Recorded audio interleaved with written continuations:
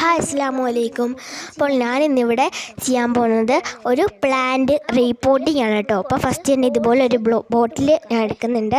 അതിലേക്ക് ഇതുപോലെ കുറച്ച് ഹോൾസ് ഇട്ട് കൊടുക്കുക. ഇനി അതിലേക്ക് ഉണങ്ങിയ കച്ചിയും പിന്നെ കുറച്ച് ഉണങ്ങിയ കരിയിലയും അതുപോലത്തെ മുട്ട തോടും അതുകൂട്ടത്തെ കാര്യങ്ങളൊക്കെ ഒന്ന് ഇട്ട് കൊടുക്കാവേ.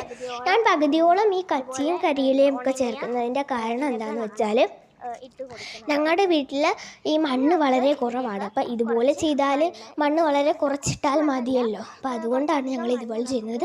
മണ്ണ് കുറവുള്ള വീട്ടുകാർക്കൊക്കെ ഇതുപോലെ ചെയ്താലും മതി കേട്ടോ. അപ്പം ഞാനിവിടെ മണ്ണിട്ട് കൊടുക്കുന്നുണ്ട്. ഇനി നമുക്ക് ഈ മണ്ണൊന്ന് നനച്ച് എടുക്കാം.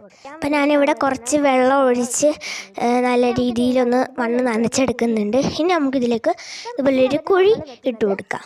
അപ്പം ഞാനിവിടെ ഈ ഒരു പ്ലാന്റാണ് കേട്ടോ നമ്മൾ വെച്ച് കൊടുക്കുന്നത്. ഇതിൻ്റെ പേര് ശവനാറി എന്ന് പറയും, വിങ്ങാറോസ് എന്നൊക്കെ പറയും, പിന്നെ നിത്യകല്യാണി എന്നൊക്കെ പറയും കേട്ടോ. ഞങ്ങളുടെ നാട്ടിൽ ഇതിന് ശവനാറി എന്നാണ് കേട്ടോ പറയുന്നത്. ഇതിൽ പൂക്കൾ ഉണ്ടാവുന്ന കാണാൻ നല്ല രസമാണ് കേട്ടോ. എൻ്റെ വീട്ടിൽ ഒത്തിരി ഉണ്ട്. നല്ല പൂക്കളൊക്കെയാണ് ഇതിന് നമുക്ക് കാണാൻ പറ്റുന്നത്. നമുക്കിതിൽ കുറച്ച് വെള്ളം ഒന്ന് കുടഞ്ഞു കൊടുത്താൽ മാത്രം മതി. കാരണം നേരത്തെ നമ്മൾ മണ്ണ് വെള്ളം വെച്ച് നനച്ചല്ലോ. അപ്പം അതുകൊണ്ട് ഒത്തിരി വെള്ളം ഒഴിക്കേണ്ട, ചെറുതായിട്ടൊന്ന് കുടഞ്ഞു കൊടുത്താൽ മതി.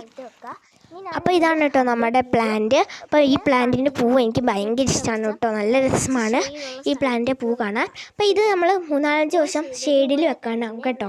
3-4 ദിവസം ഷെയ്ഡിൽ വെച്ചാൽ മതി. ഇത് കണ്ടോ, ഇത് ഞാൻ നേരത്തെ ഇതുപോലെ തന്നെ വെച്ചൊരു ചൈനീസ് ബാൾസ്യം ചെടിയാണ് കേട്ടോ. ഇതിൽ നല്ല പൂക്കളുണ്ടാകും.